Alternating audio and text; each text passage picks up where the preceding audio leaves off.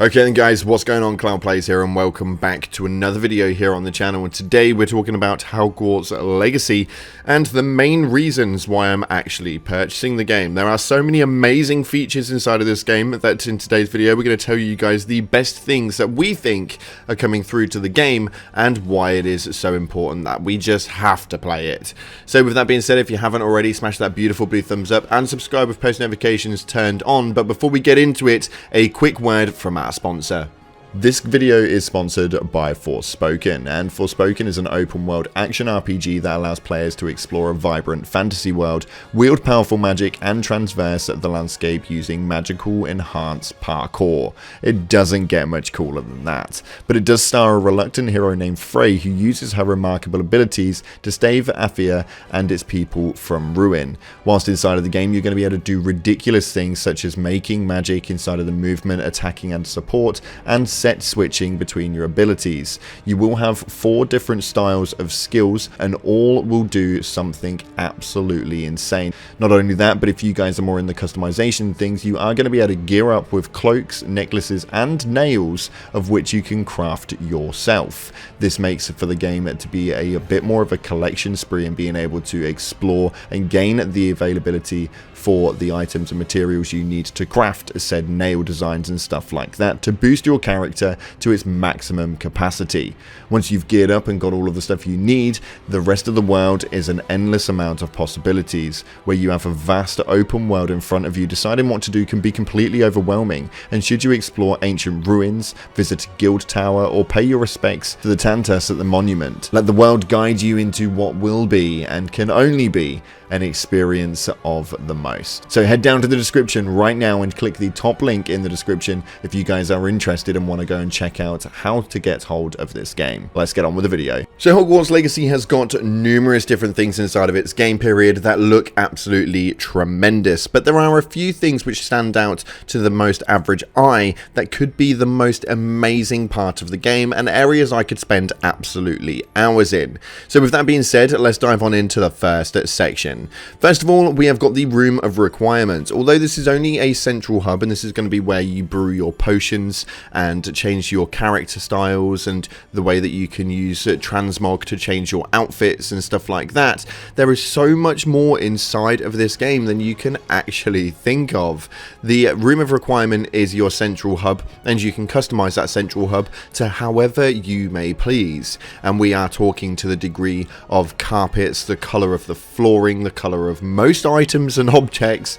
You can transform specific items and objects to be utilized in the main way that you would use them, using looms and potion masters and stuff like that, where you guys can actually interact with them and utilize them for skills and presets. You're also going to be able to customize pretty much anything that you can visually see, from chairs, tables, ornaments. We have wall frames, wall plates, pictures, paintings, anything that you guys can physically see. You can change the size of, you can change the location of, and you can change the rotation of. And this just kind of opens up to probably the most unique part of Hogwarts Legacy, with not many people actually utilizing the main hub for the main character as really like their actual space that they behold and they own. And this is something that Hogwarts Legacy has leaned really heavily into, and it only takes a look at maybe games like Cyberpunk, which have got static rooms and areas that you can maybe change the theme of.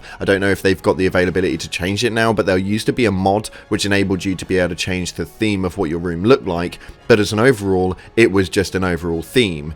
This game has really lent into the customization options inside of it, and whilst we're talking about that, the character customization is absolutely huge, including scars, makeup, eyebrow length, size, the way it's kind of angled. The one thing that I've always had an issue with inside of games is character customization with hair. Nobody can ever really get hair correctly, and it always actually looks like a game because it's just one area of the body that people can't seem to traject properly inside of a game, but they've absolutely nailed it.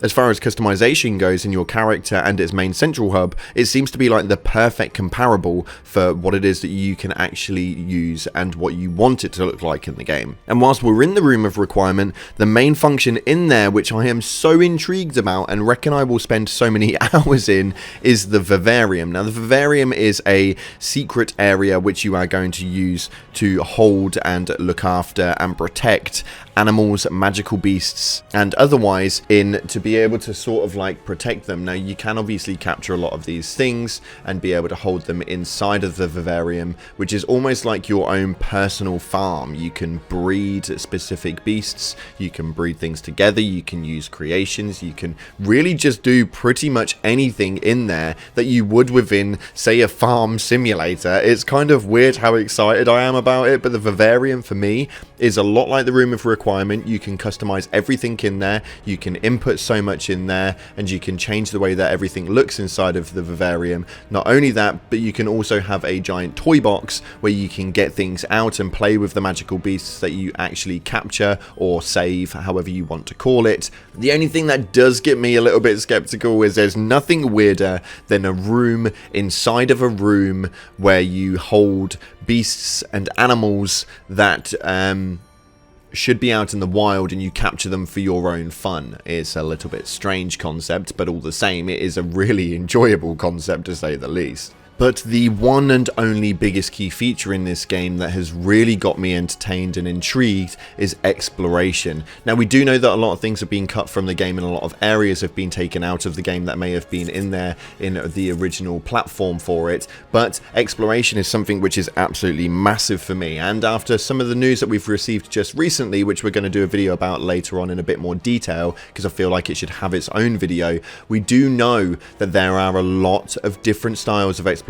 with loads of mini games and load of, let's say, secret challenges to be able to get specific loot boxes and chests that just look so entertaining. The biggest key feature for me inside of Elden Ring wasn't even the storyline. The storyline was great and the bosses were amazing, but the most fun that I had and what we actually focused on here on the channel was the exploration, finding gear, finding loot, being able to customize the loot that we found so that it kind of matches our main playstyle for the game. There was so much inside of it that I just never stopped playing, and the exploration went on for so long. Now, we do know that Hogwarts Legacy is going to be absolutely huge, even with all of these areas taken out. And for me, as long as I can explore to the detail that I want to explore and go inside of dungeons, crevices, caves, be able to jump down places that I probably shouldn't be able to jump down, then this is going to have me entertained for easily the next couple of months, to say the least. Exploration has always been something which I am heavily detailed on, because